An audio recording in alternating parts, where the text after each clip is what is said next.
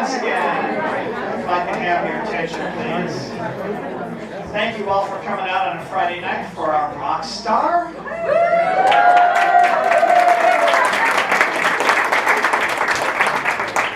Who fills the room? Al Gore, Jimmy Carter, Mike Robbins.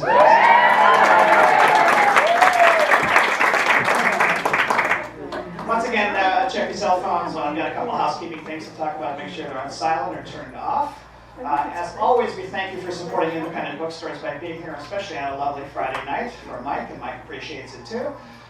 If you haven't had a chance to pick up a copy of tonight's book and would like to do so, they're at all the registers that you passed on your way in tonight. And in about an hour or so after some presentation and Q&A, you'll have a chance to pick up a copy or two or three. And once you paid for them, bring them back on here, and our guest will be signing at the table that he's standing at. Mike Robbins is the author of 3 books. Focus on the good stuff. My favorite title, Be Yourself, Everyone Else is Already Taken.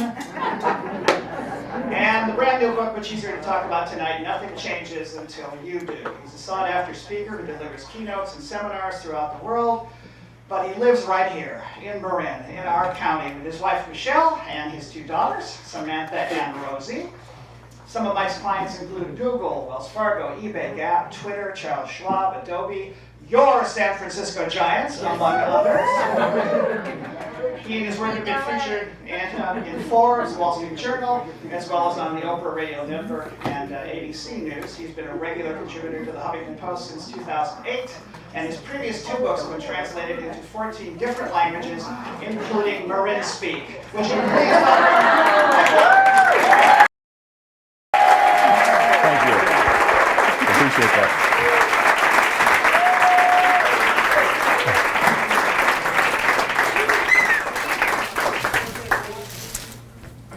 Oh my goodness. I am so glad to see all of you. How many of you have ever had a party or called a party, gathered a party, and you were afraid nobody was going to show up?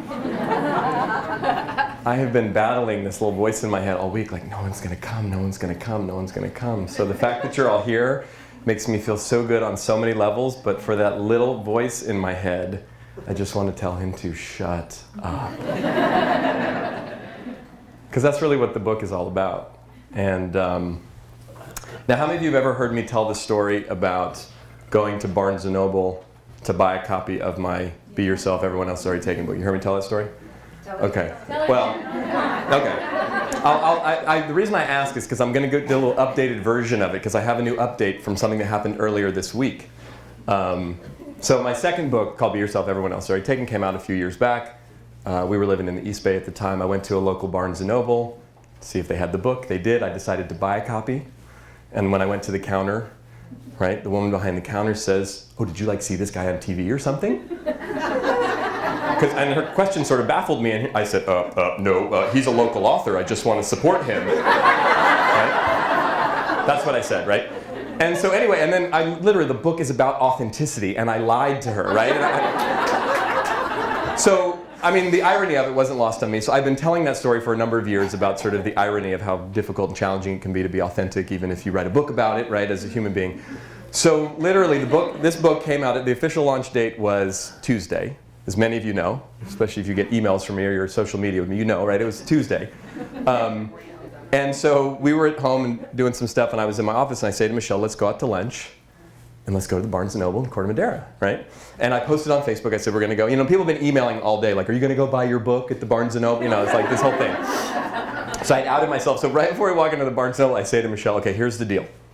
I'm either not going to say anything, or I'm going to tell them it's my book, but I'm not going to lie, right? That was the agreement that we made. And so we walk into the store, and I walk up to the guy, and I say, yeah, I'm looking for a book, Nothing Changes Until You Do by Mike Robbins. And the guy looks in the computer. We'd looked for it on the shelf, we couldn't find it.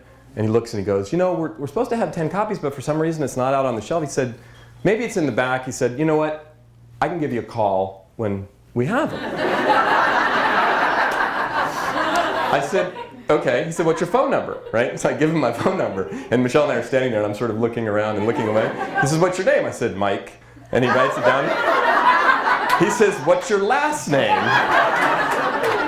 And I'm like, okay, it's my book. Can you just tell me when it's in? And so that was the end of it. So I just want to tell you all that I have actually changed, right? I'm making progress. I told the truth. So I thought I just would...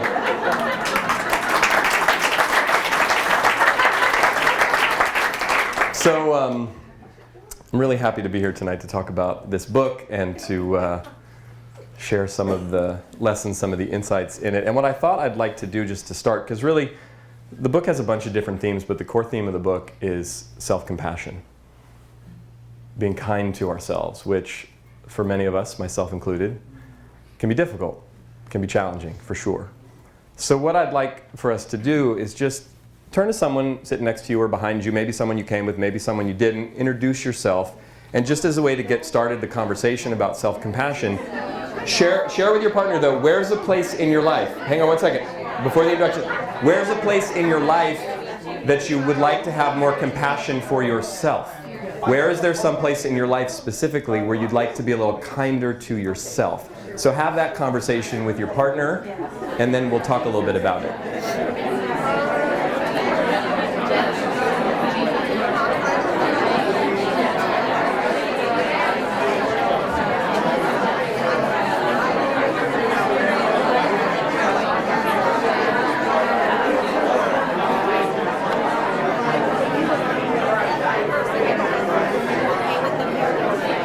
I'm gonna call them up on stage, have them do a little thing, and then they go.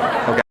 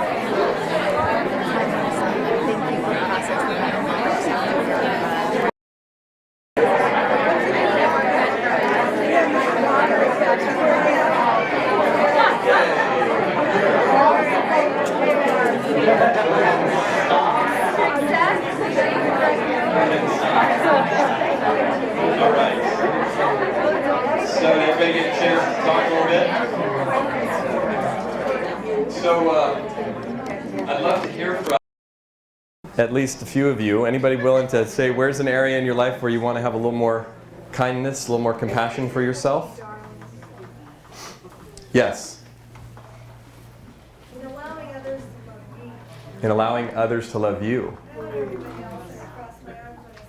Yeah. Wow. Thank you. Thanks for saying that. Yeah, who else could use a little bit of that? Allowing other people to love you, support you. Yeah, that's big. Where else? Where else is an area in your life where you'd like to have more compassion, more kindness for yourself? Yeah, Kim. When there may be a time when I've done the best I could do in the moment, but it didn't feel like the best I could ever do. So when you feel like you've done the best you could do in the moment, but not the best you could ever do, to have compassion for yourself there. Yeah. So not have that, it could have been better, it should have been better, I'm better than that thing go on. Yeah. Can anyone else relate to that? Yeah. Yeah. Yeah. Thanks, Kim. Where else? Yeah. Hey, good to see you. Just accepting where I am in my life and being okay with that. Yeah. Obviously, I'm here where I am for a reason. Yeah. And like it, just being okay with it and accepting it. So just accepting where you are, being okay where you are right in the moment. Yeah. Oh, Rosie's got one. Rosie, what about you? Where would you like to? Having more fun. We want some of that. Well, now, So my girls, Samantha and Rosie, are here, and we made a little deal. What was the deal, girls? You remember? They really want to come up. But here's the deal. When they come up, we've done this before, they know, everybody stops paying attention to Daddy and starts paying attention to them. Which is fine, but they're going to come up for a minute, and we're going to talk for just a second, and then they get to go home with Marla, right? Because it's time for bed soon. All right, come on up, girls.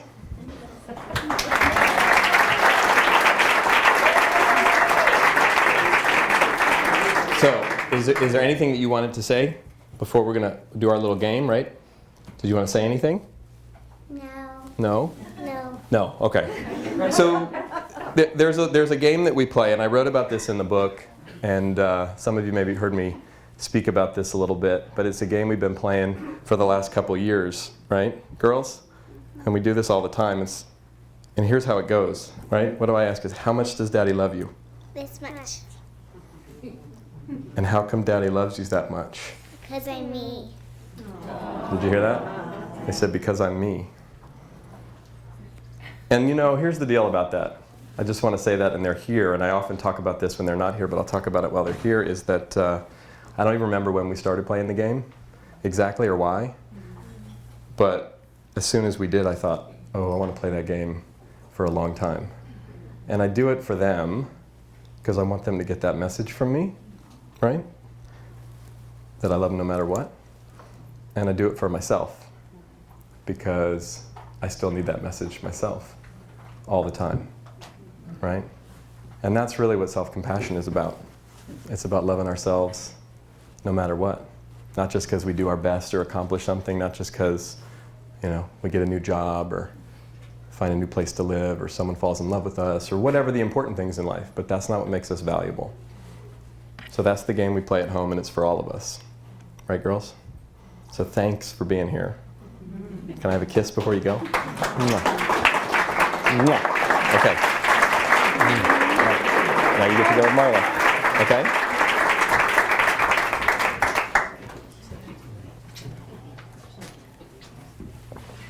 All right. They're going to make their exit. Kisses all around.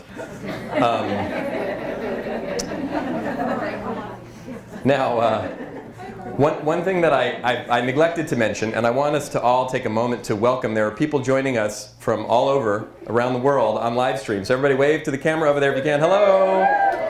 Thanks for joining us. It may be very late where you are or wherever you are, and then this is also being recorded, so there may be people who are watching this video after the fact. But from time to time, I will say hello to the people on live stream. Hello.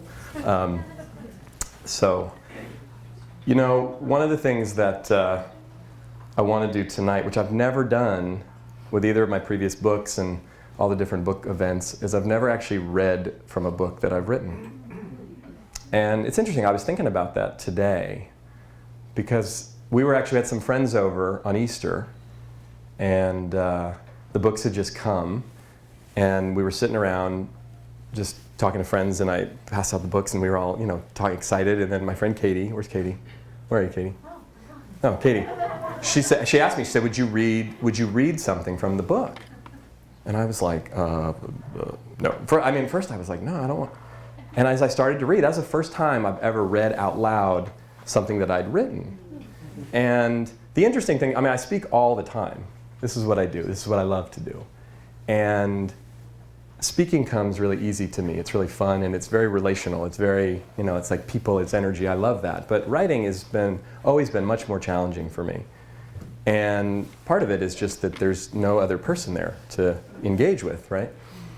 And one of the things with this book in particular that I wanted to do as best as I could is it's still not my primary mode of communication, but what I wanted to do was try to infuse some of what I do when I speak, which is tell a lot of stories, in the book. And so I wrote it in a bit of a different way.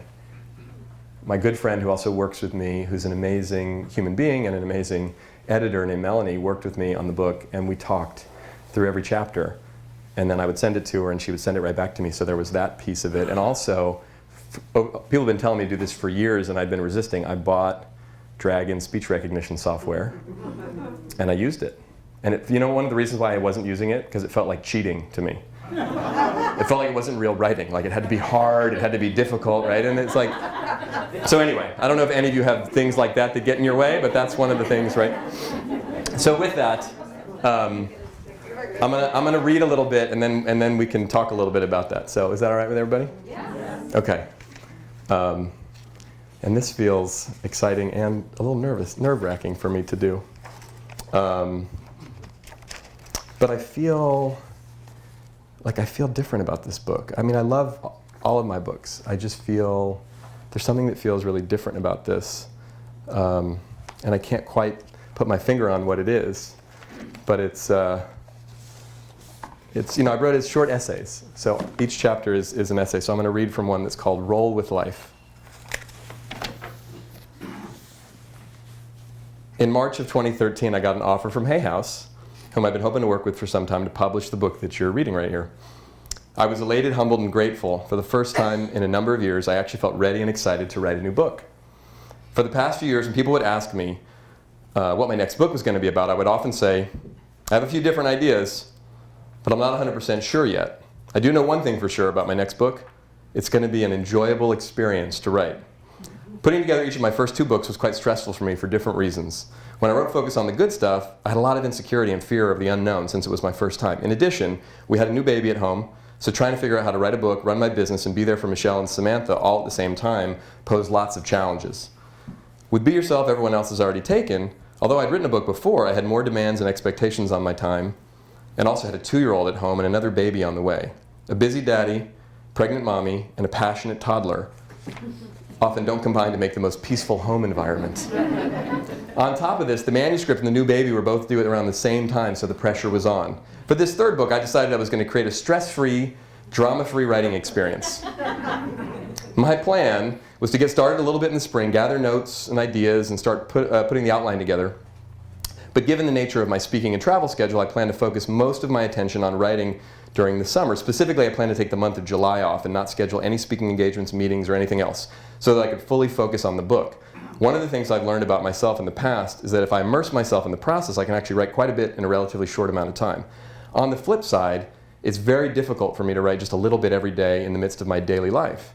Because of the nature of my business, although I try to take time off when I can, I usually don't take a full month off from speaking engagements, events, and marketing activities in the middle of the year. The only other time I've done this in the past has been in December, when things are often pretty slow and quiet business-wise during the holiday season. Taking the whole month of July off felt a little scary, but mostly exciting, given that I was looking forward to having some dedicated time to just focus on the book. I hadn't gotten much done leading up to July. I hadn't gotten as much done as I had planned, but I was hopeful that the month off would be productive. However, on June 26th, we got an email from the owner of the house we'd been renting for the previous 2 years, letting us know that he was putting it on the market and he wanted us to move out. We had spoken to him about the lease the month before, and the plan had been for us to re-sign for another year at the end of July, so this was a big change in plans.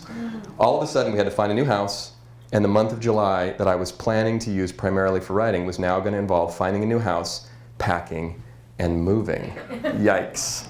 Needless to say, this threw Michelle and me for a bit of a loop. After a couple of days of panic, we picked ourselves up off the floor and began to look for a new house. Amazingly, within about a week, we found a great new house on an incredible street at the end of a cul-de-sac with lots of kids, the girls same age. We got the house and were elated. Although now there was the issue of packing our entire house and my office and moving everything in a relatively short amount of time, and in the midst of trying to get some work done on the book so that I could actually attempt to finish it on time. The manuscript was due on August 31st. So much for the drama-free, stress-free writing experience I was planning. Well, there definitely were some interesting twists and turns and bumps in the road, and I wouldn't categorize it as smooth sailing by any stretch of the imagination. Amazingly, everything got done on time without too much trouble. And there's more that I go on in the chapter, but I just wanted to share that piece of it and share one other thing and then have you think about this in your own life. You know what actually ended up happening? And it was really thanks to Michelle and her amazing work with everything that you did and the support that I got. I wrote the book in 17 days. And I share that not so much like to show off about it, although it is pretty cool. But it really was an experience of getting out of my own way. And when that happened, it just like flew out of me. And I think that that's true for a lot of us about a lot of important things. We just get in our way all the time. We make things way harder than they need to be. And Eleanor, my counselor, who I talk a lot about in the book, said to me one time, she said, Mike, here's the thing about you, and you're not alone, but here's what I know about you. I could tell you, Mike, I'd give you $1 million, or you could struggle and suffer for 5 years, and then you earn the $1 million, and you would take that path every time. And she said, how about you just start learning how to take the $1 million right now? So what is that for you in your life? Where is there a place or places in your life where you could be rolling with it and letting things flow through more elegantly, more easily, without struggle and stress? So I'm going to give you a few minutes to talk to your partner again. Either the same person you talked to before, or if you want to meet someone new, you can talk to someone new. But talk for a few minutes with your partner about that in your own life. All right?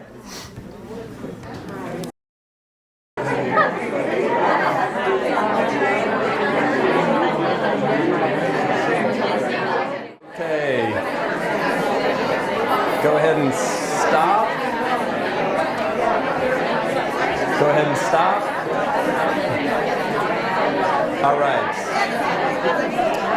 Okay, so let's talk a little bit about this. So where are there some areas in your life where you'd like to roll with it, so to speak, or get out of your own way, let it flow? Yes? I've replaced the word perfect with the word excellence. Ah, replacing the word perfect with the word excellence. That's a good one. Can we all steal that one? I like that. That's good. What else? Other areas? Yes, Michael. I've been loyal in environments where I should have been loyal to myself and less so. Being loyal to yourself versus sometimes we're loyal to the environment or people around us, right? And how do we trust ourselves? Yeah, that's a big one. Yeah, Holly. Well, I'm in a transition period a little, and I try to get a new plan. I have a new plan about every 4 days. New plan every 4 days, yes. Totally new plan, because I like a plan. Yes. And it almost doesn't matter to me if the plan will work. I just have to have a plan. Yes, yes. So to be able to not have a plan Yeah. and let it just be, wow, that'd be So anyone can, so Holly basically just said, I'm repeating it because I want to make sure people who are watching can, but having a plan. So you have to have a plan whether the plan's going to work or not, but what would it be like to not have a plan? Oh, anybody else want to play around with that one?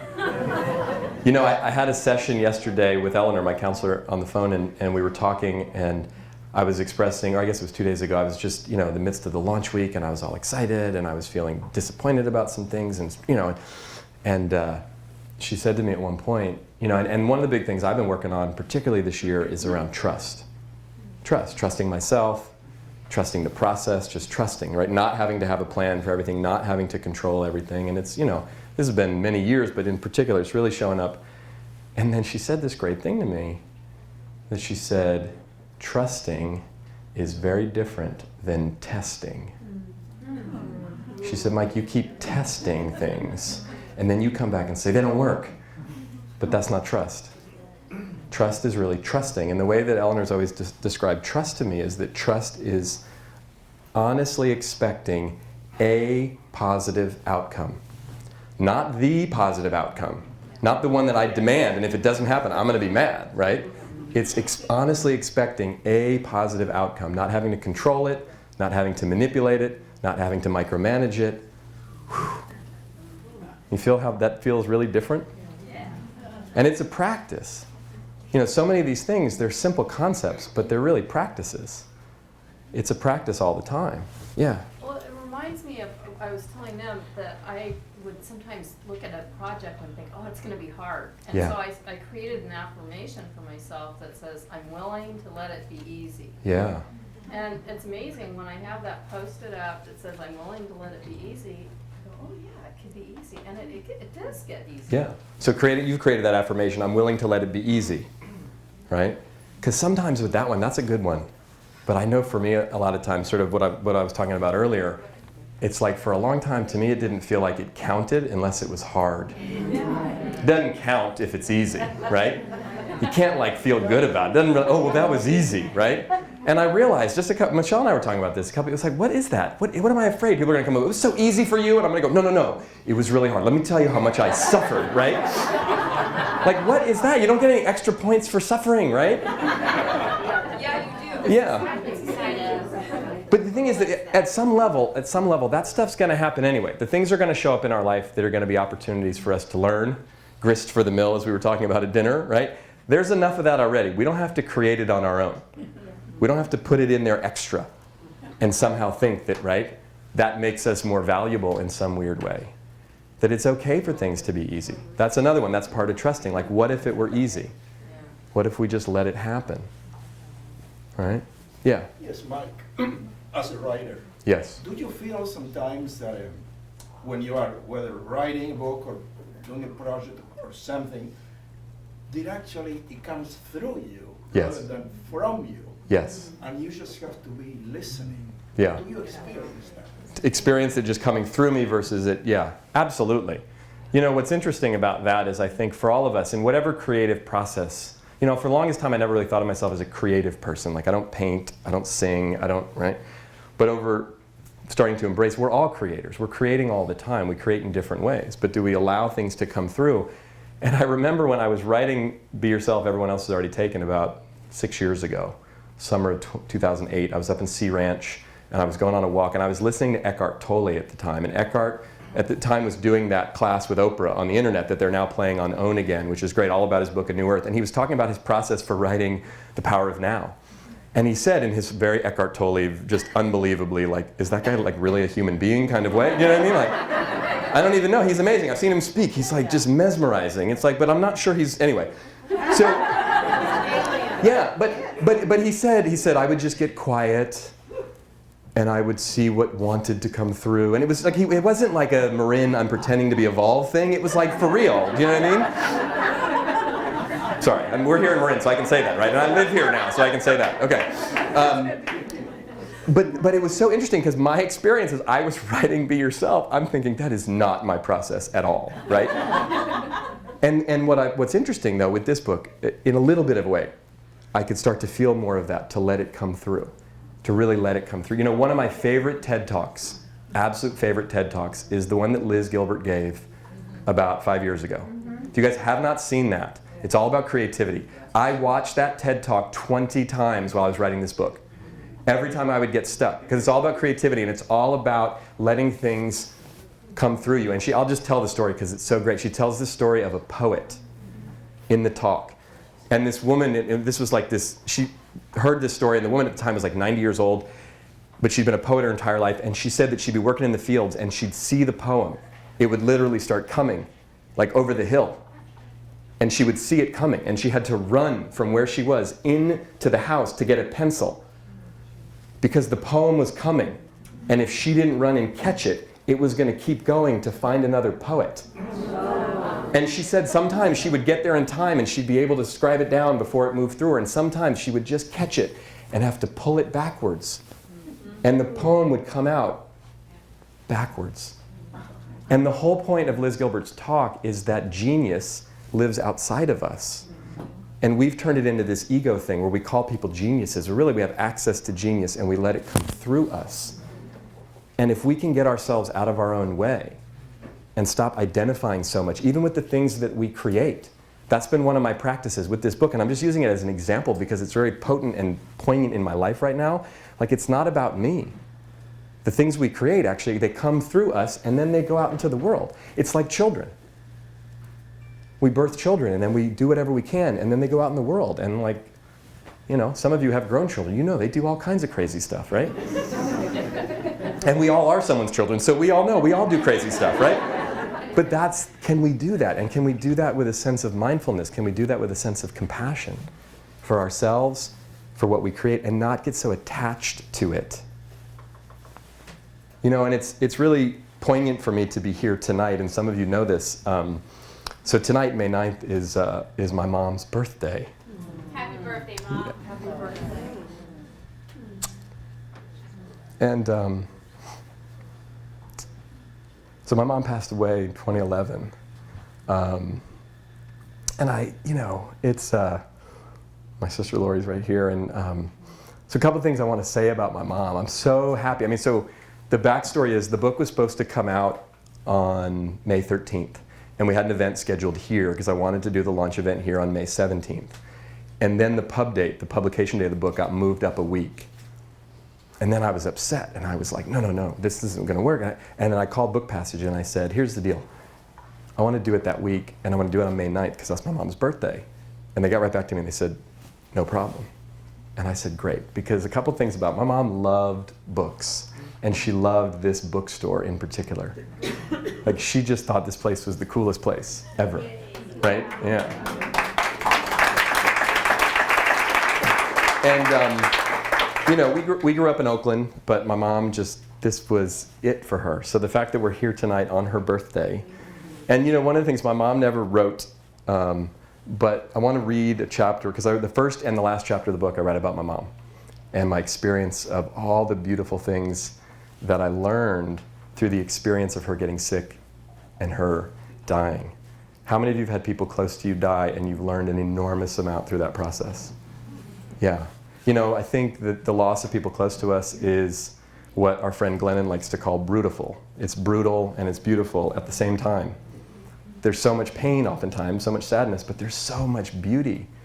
And I feel honored that I got to experience that with my mom, as well as my dad, who passed away back in 2001. But I want to read a little bit because there was some amazing wisdom that came through my mom, especially at the end. And it feels appropriate to share some of that with you guys tonight. So this is the very first chapter of the book, and it's called Focus on What Truly Matters. So my mom, Lois Dempsey Robbins, was diagnosed with stage 4 lung cancer in early March 2011. The disease spread very quickly, and on June 13th of that same year, she passed away. I was with her through her dying process, and it was both horrible and beautiful at the same time. It was difficult for me to see my mom's physical deterioration and how much pain she was in. I also struggled with the realization that she was going to die, and that at 37 years old, I would be without either of my parents. My dad died in 2001. And my girls would be without their grandma, who absolutely adored them. However, there were some amazing moments as well. About a week before she died, my mom and I were sitting on her bed talking. She was already starting to fade in and out, but in a clear and lucid moment, she looked at me and said in a hushed tone, "I'm sorry I didn't teach you more, Mike." I was a bit surprised to hear her say this. My mom wasn't big on apologies or vulnerability, although in that final month or so, she really softened up in a lot of beautiful ways. "That's okay, Mom," I replied. "You taught me more than enough." After a pause, I added, "Sorry I was such a pain in the ass sometimes." She looked at me and said through a laugh, "It's okay. You did what you were supposed to do." We both laughed and cried a little, but mostly laughed. Our relationship had its challenges over the years, but in that moment, we connected in a very real way. And the chapter goes on, and I share some key lessons that I really learned from my mom. So here are some of them. The first one is express yourself. Say what you have to say, don't hold things back. As my mom got closer to death, she began to express herself with a deeper level of authenticity and transparency. We had conversations about things we'd never talked about before, and she opened up in ways that were both liberating and inspiring. Too often in life, we hold back because we're afraid of rejection, judgment, and alienation. Expressing ourselves about letting go of our limiting filters and living life out loud. The second one is forgive. My mom and I come from a long line of grudge holders. Like me, she could hold a grudge with the best of them. I watched as she began to consciously and unconsciously let go of her grudges and resentments, both big and small. It was as if she was saying, who cares? When you only have a few months or weeks to live, the idea that life's too short becomes more than a bumper sticker, it's a reality. And with this reality, the natural thing for us to do is to forgive those around us and ourselves. The next one is live with passion. Going for it, being bold and living our lives with a genuine sense of passion is so important. However, it's easy to get caught up in our concerns or to worry what other people will think about us. My mom, who was a pretty passionate woman throughout her life, began to live with an even deeper level of passion, although her body was deteriorating. In her final days and weeks, she engaged everyone in conversation, talked about what she loved, shared grandiose ideas, and let go of many of her concerns about the opinions of others. It was amazing, such a great model and reminder of the importance of passion. Share your appreciation. At one point, my mom said, it's so important to appreciate people. I don't know why I haven't done more of that in my life. Even in the midst of all she was going through, she went out of her way to let people know what she appreciated about them, and people shared their appreciation with her as well. My friend Janae set up a joy line for people to call and leave voicemail messages for my mom in her final days. We got close to 50 of the most beautiful messages, all expressing love and appreciation for my mom, most of which we were able to actually play for her before she passed away. Appreciation is the greatest gift we can give to others. And we don't have to wait until we're dying to do it, or until someone else is dying to let them know. Surrender. Well, my mom clearly wasn't happy about dying. Something happened about a month and a half before she died that was truly remarkable. She surrendered. For my mom, who had been very strong, she had a very strong will, and she was a fighter by nature, this probably wasn't easy. However, watching her surrender to what was happening and embrace the process of dying was truly inspirational and life-altering for those of us around her, and for her as well. So much of the beauty, healing, and transformation that occurred for her and for us during her dying process was a function of surrendering.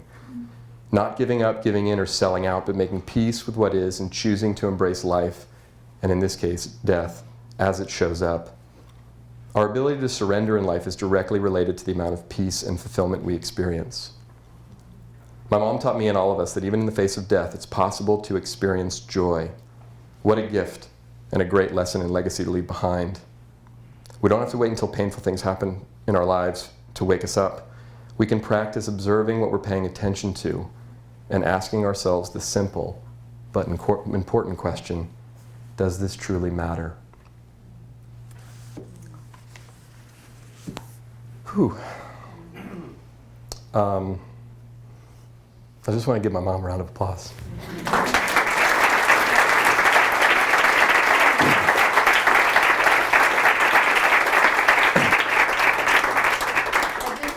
Like Kevin Durant said earlier this week, your mom is the most valuable person. Yeah, thank you. Thank you. Take a moment right now.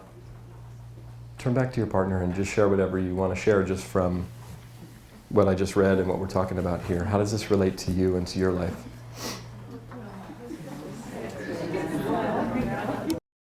Okay.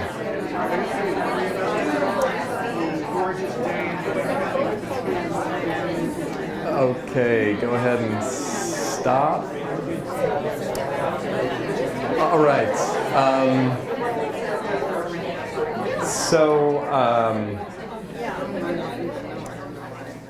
I'm gonna in a minute I want to see if there's any questions. But before I get to questions, I just want to see, does anybody have anything that they want to share or say about what I just read or what you were just talking about with your partner?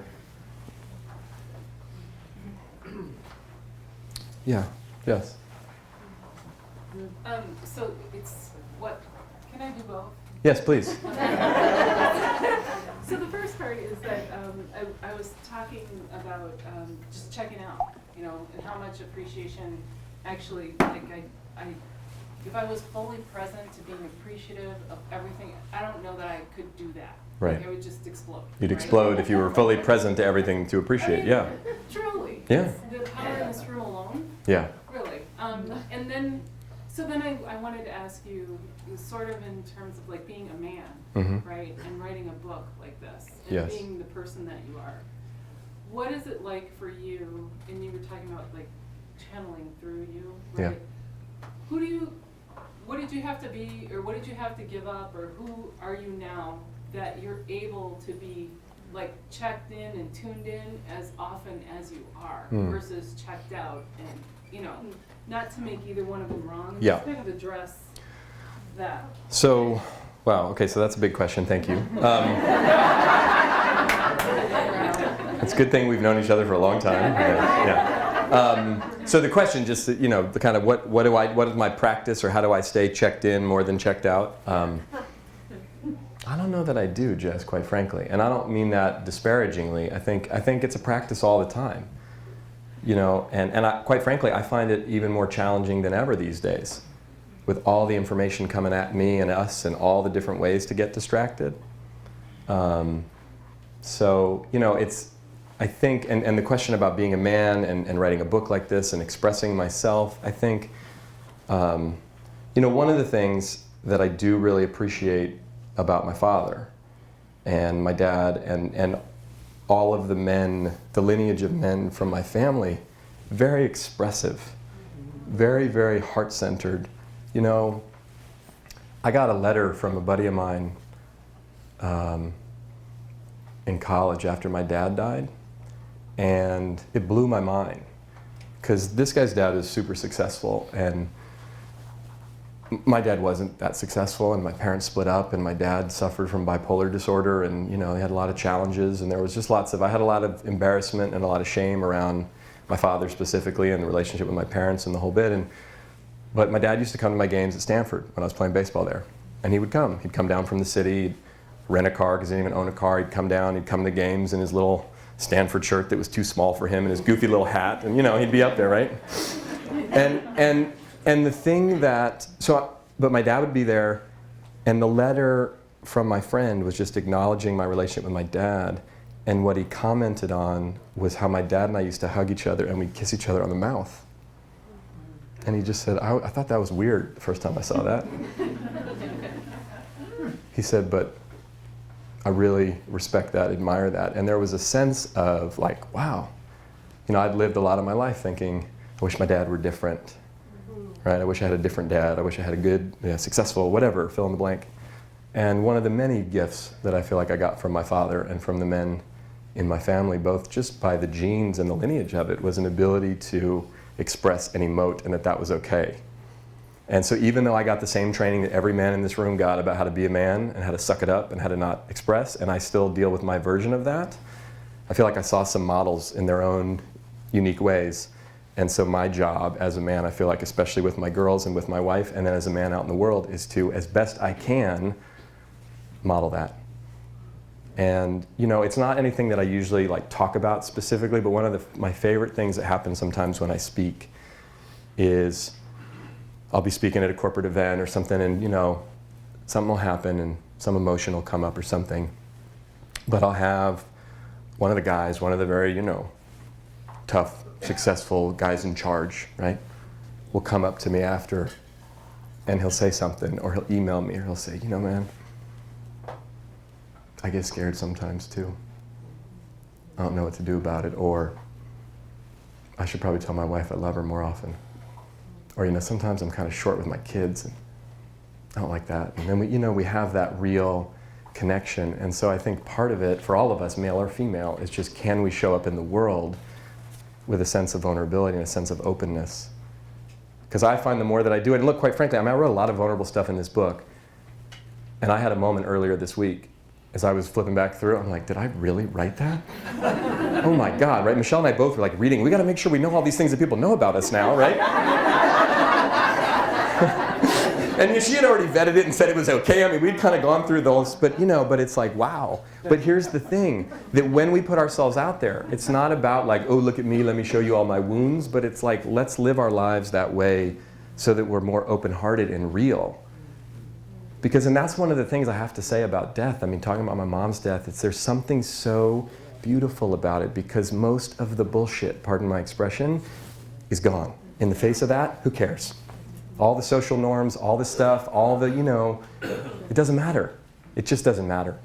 And the question that I always have in those moments, as beautiful and painful as it is why don't we live that way all the time? Right? Why does it take something like that? And then we go back to getting irritated by somebody's post on Facebook, right? Getting upset about whatever, some stupid thing that has no bearing on life whatsoever, right? And so it's a practice, and And one of the other things, Justin, you know this, and I appreciate about having you in my life, and many of you in this room that I know, the men are in my men's group, my wife, my sister, the people around me, to we got to remind each other lovingly, and at times more challenge each other. Wake up, pay attention to what's important. Who cares about that stupid thing you're worried about? But do it in a way that's loving and that's kind, so we can remember, because we forget. It's not that we don't know, it's that we forget. So, that was a long answer to your question. Did that answer it? Yeah. Okay, cool. Don. Well, I'd like to appreciate you for what you did for our team this year. I'd let the audience know I coached basketball and I played for you in high school. Don was my high school basketball coach at Skyline High.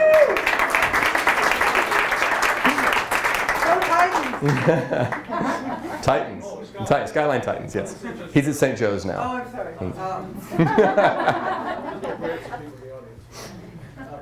The team this year had some problems dealing with parent pressure on the kids.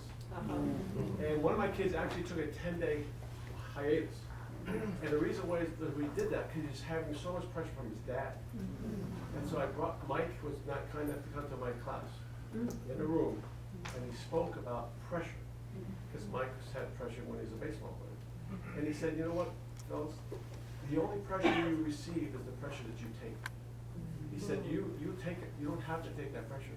And the 45 minutes, an hour that he was there, the kid changed, he came back to the team. And we went on and won the state championship.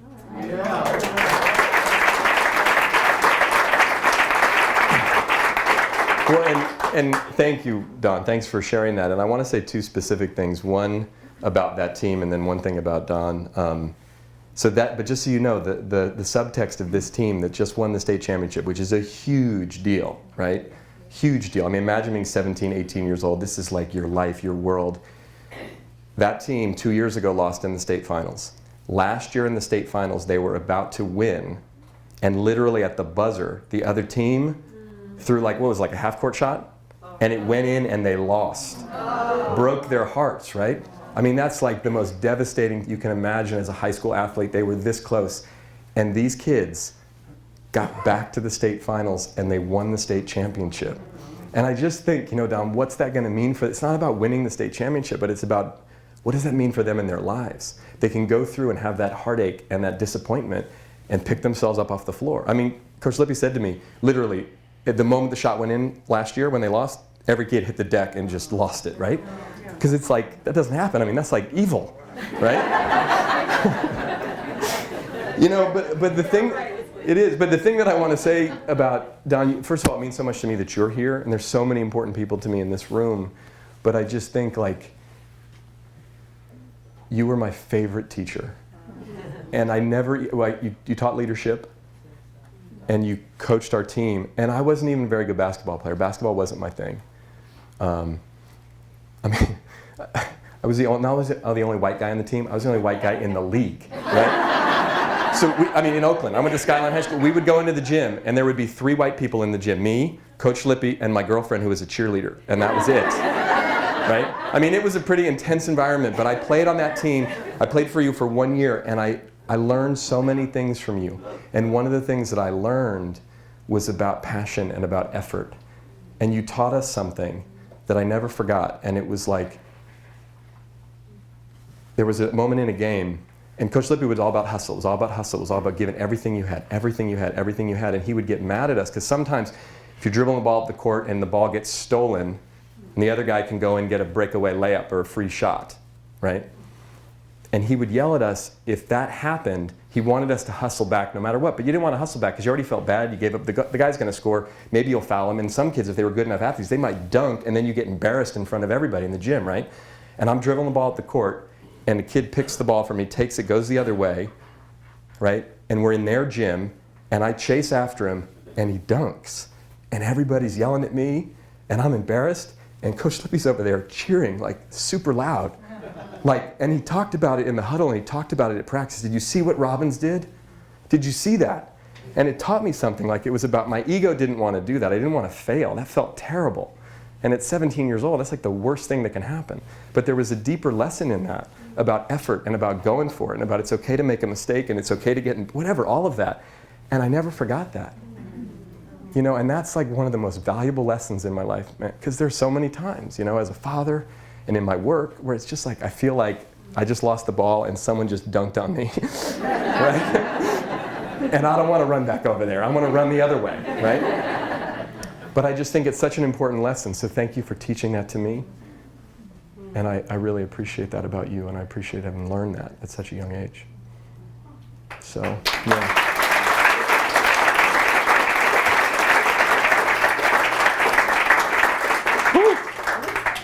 So, questions. And I want to see if there's any questions on the live stream. I know I've been sort of neglecting you guys out there. I'm sorry. I'm so caught up in the energy that's here in the room. So, questions that you have for the next few minutes before?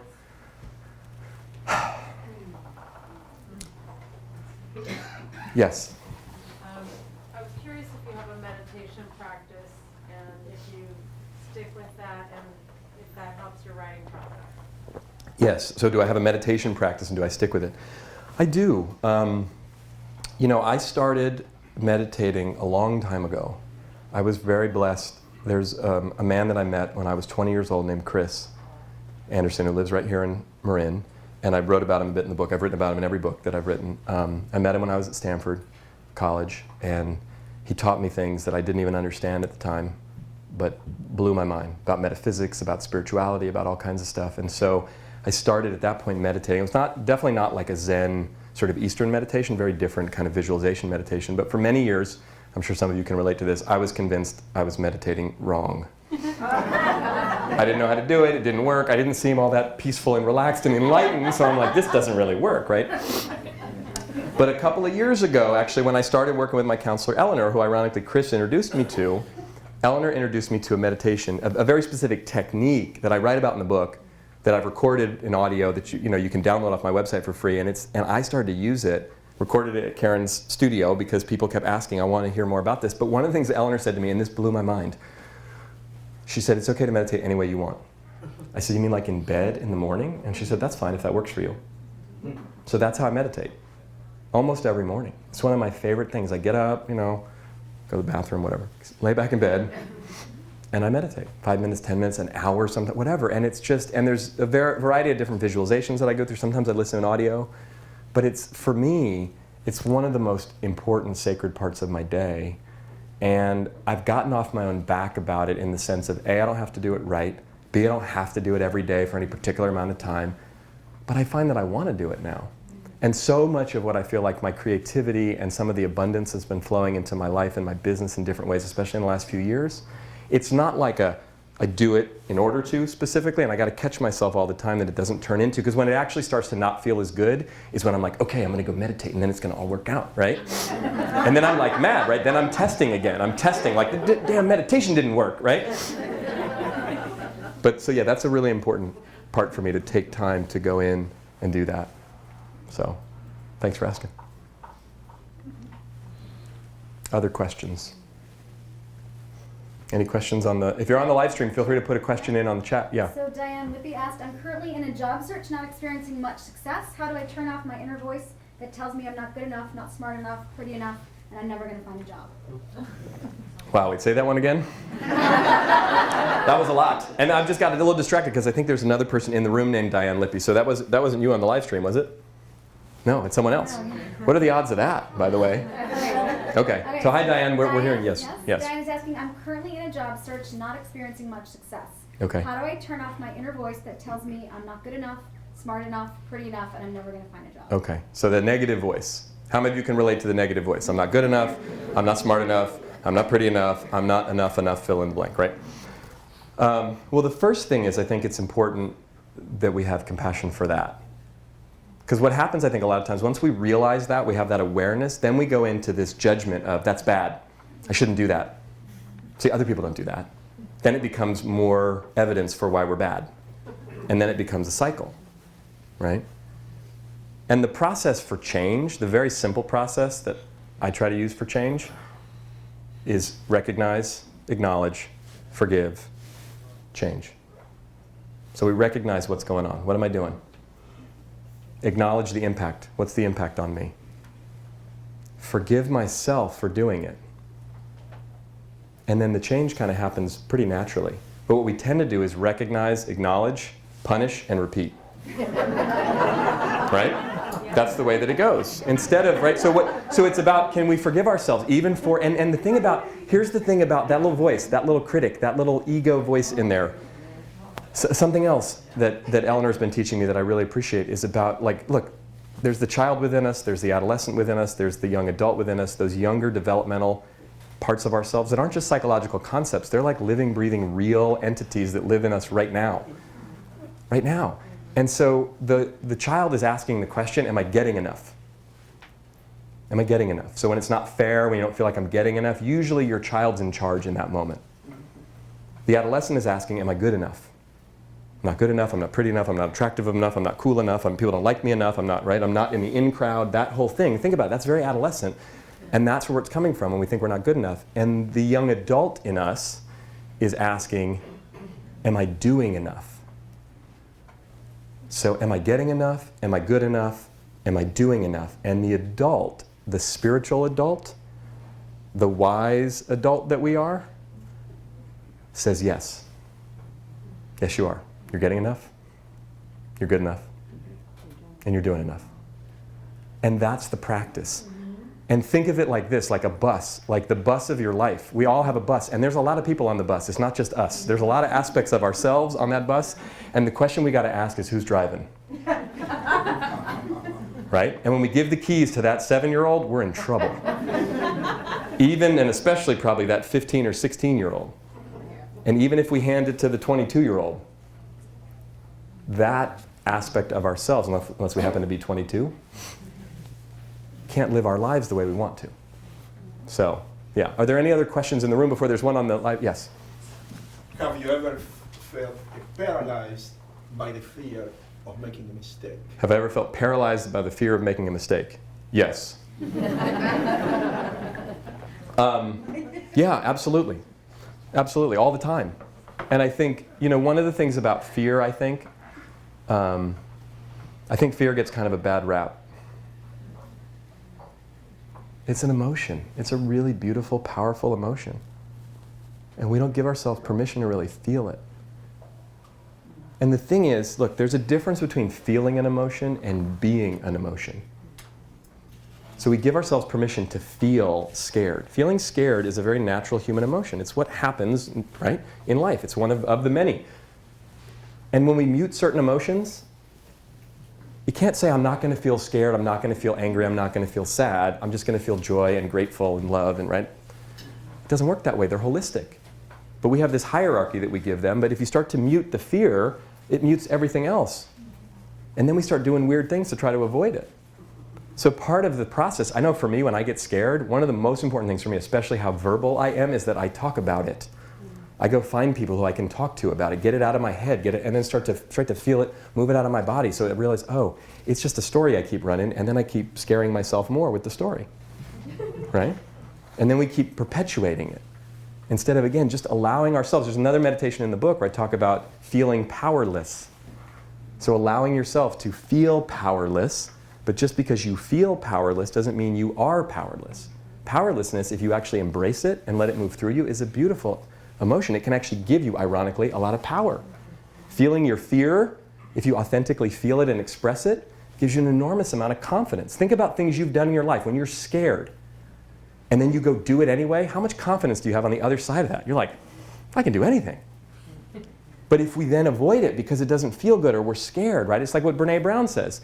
You can't get to courage without walking through vulnerability. And because we avoid wanting to feel vulnerable, there's a lot of things on the other side of that we don't get to. So, thanks for the question. All right, yeah, another one. It just made me think of this. I was reading a book one time that says, you can't see the gift in what you resist.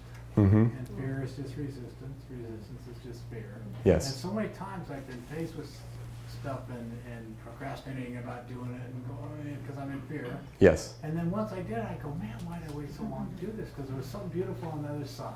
Yes. And you cannot see it. Yes. And I got that evidence now, so that I have that. Right. To get me through. How many of you had that experience? You're afraid of something, you resist something, and then you finally do it, and you get on the other side of it, and you think to yourself, why did I wait so long? Why did I suffer so much? Why did I make that such a big deal? It wasn't that big of a deal, right? So, a couple more things, and then I'm going to close here. I think to your point, one of my favorite quotes, and I know I put it in the book because I share it often, is from Byron Katie. She says, when you argue with reality, you lose, but only 100% of the time. So it really is about surrendering, right? It is about embracing what is, what's so. And that's the paradox of change, is that we can't really change authentically until we embrace what's there. And we keep trying to fix things. There's a big distinction between fixing and changing. Fixing is coming from a place of shame, coming from a place of there's something wrong, there's something bad. That disempowers us from the beginning. Changing is about choosing something different. Changing is about, it's open on both ends. There's something we don't like, but I want to change it. How can I come at it lovingly as opposed to, it's bad, it's wrong, I want to fix it. Does that make sense? Yeah, one more question. I don't know, would you say change, it's more evolved than change almost? It is. Well, it's just taking things to another level. So before I close, I'm going to share one more story, but I'd like for you to do, just as a last time, very briefly with your partner. And again, if you're on the live stream, I know I've been pairing people up, and if you're sitting by yourself, you can, of course, just write something down or have a conversation with yourself if you want. Talk with your partner about, for you, from the conversation tonight, what touched your heart most? What resonated with you most deeply that you can actually take from this and bring into your life in a real way? So I'll give you a minute or two to just have that conversation briefly, and then we'll wrap up.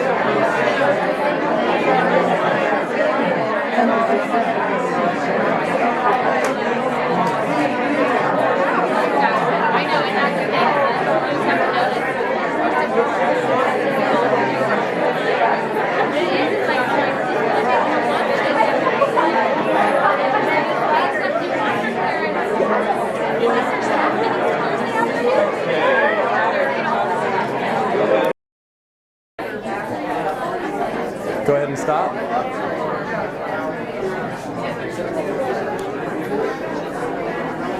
Okay.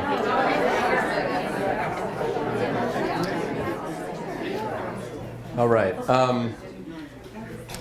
So, anybody have anything they want to say, share, ask before we wrap up here? Yes. Hi, Mike. Lori. Hi, Lori. Would you just say a little bit about the title? About the title? You know, it's great. I appreciate you asking. It actually was a session that I had with Eleanor on the phone. And she said to me, you know, Mike, you keep trying to fix things and change things and organize the circumstances around in such a way so that things change the way you want to. And you got to remember, it doesn't work that way. It works the other way around. And she said, nothing changes until you do. And I dropped the phone. I mean, it was like so simple but so profound, and I was like, can you say that again? And what's been great through the process, even as I was talking to her the other day, and I was frustrated about something, and she said, what's the title of your book? So, you know, look, I'm a big believer. Any of you who know me well or have seen me speak or read anything that I've written, I'm a big believer of we teach best we most need to learn. So the secret is, it's not even a secret, I wrote this book because this is what I'm working on right now. This is where I am in my life at this moment. How do I love myself? How do I accept myself? How do I have more compassion for myself? And it's a practice. And there are days I practice and I'm more effective at it than others. And there are days not so much. So, I want to say a couple things about book passage here and about the event tonight, and then close with one last story. I like to tell stories, as you can tell. So first of all, I love this place. And I love that this is such an institution here in Marin. I know there's one now in the city, but this is the mothership, the real one. And I'm just such a, look, the book business has changed so much over the last number of years, and independent bookstores like this don't exist nearly as much as they used to. And the fact that we're all here tonight, and the fact that you guys are actually watching on the live stream and supporting independent bookstore like this, I really want to thank you guys for having. It's an honor to be in this room. There's been an amazing number of people and events that have taken place in this room. Like, you can feel that when you're here. It's kind of similar, although a little different, as like walking on the grounds at Esalen or walking in places where you realize, wow, there's been a lot of masters and a lot of powerful stuff that's happened. So, and I just, as self-serving as it might sound, but it's not really. It's just like, buy the book here. Support this place. And if you're online, we specifically put a link on the live stream page to the Book Passage website, so you could buy the book, and you guys will ship it, right, to wherever people are. So buy the book here to support this place, and so that this place stays open and does the beautiful work that it does, because it's really important.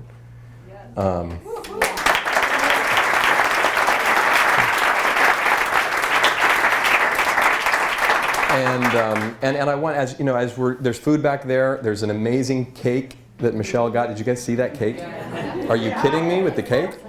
My girls and Michelle were so excited to show me the cake before we came over. So it looks just like the book. So stay, have cake. And also, but here's the thing. One of the things I know about here, so there's so many amazing people in this room, people that I know, some of you I don't know personally, but connect with each other. Have conversations with each other, not just like business connecting, that's fine too, but like connect for real with each other. Like, there's a powerful energy in this room. I know it's Friday night, you probably got places to go, but stay and connect with each other. I mean, I'm gonna sit up here and sign some books, and I love hugs and connecting and all of that, but we'll try to move people through the line as quick as we can. And the last story that I just want to share, and I'm glad you asked the question, Lori, about the title, because of the chapter in the book, and I'm just gonna share this story, I'm not gonna read it, because that's what I feel like right now. I share actually the story of how my first book, Focus on the Good Stuff, got published. How many of you have a goal, like something you'd really love to accomplish, but it's eluded you? Most of us, right? And so writing a book for me was like that for a number of years. After my baseball career ended, went in the .com world for a few years, then I started speaking, I started coaching. I started back in 2001, and I wanted to write a book. That was like main goal. I want to write a book, that's right. And so I started on the path and started to find some things out. And I was pretty young, but I, still was like interested in it. And a couple years later, I had a book proposal. I had an agent. We were starting the process. I was only 29, I think, when I was like, okay, this is going to happen. And then it proceeded to be like 5 years, 25 rejections, 2 different literary agents. Like, it just wasn't happening.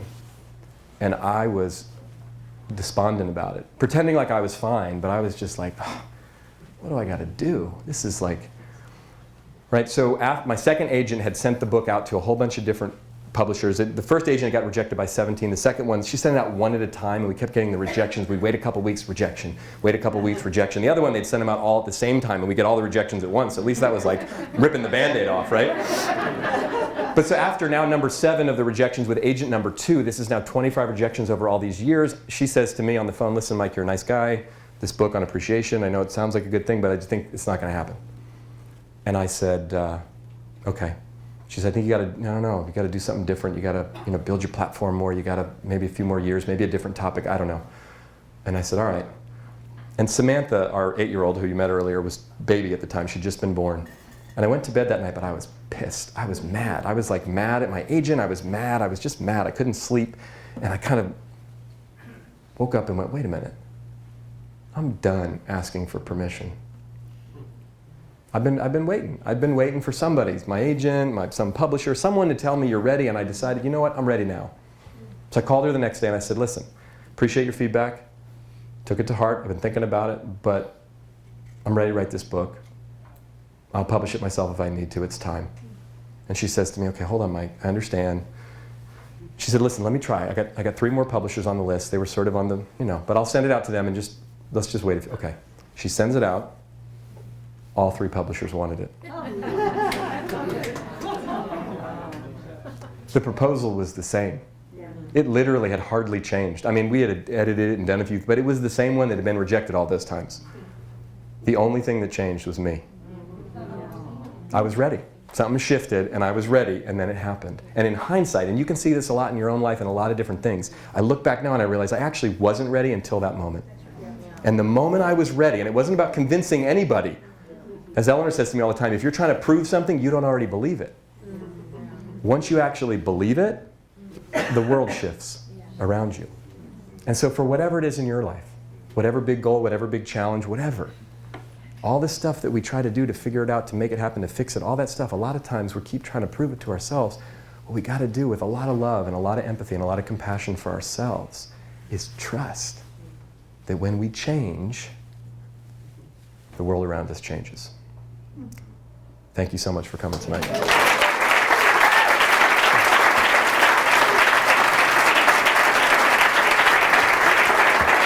Thank you.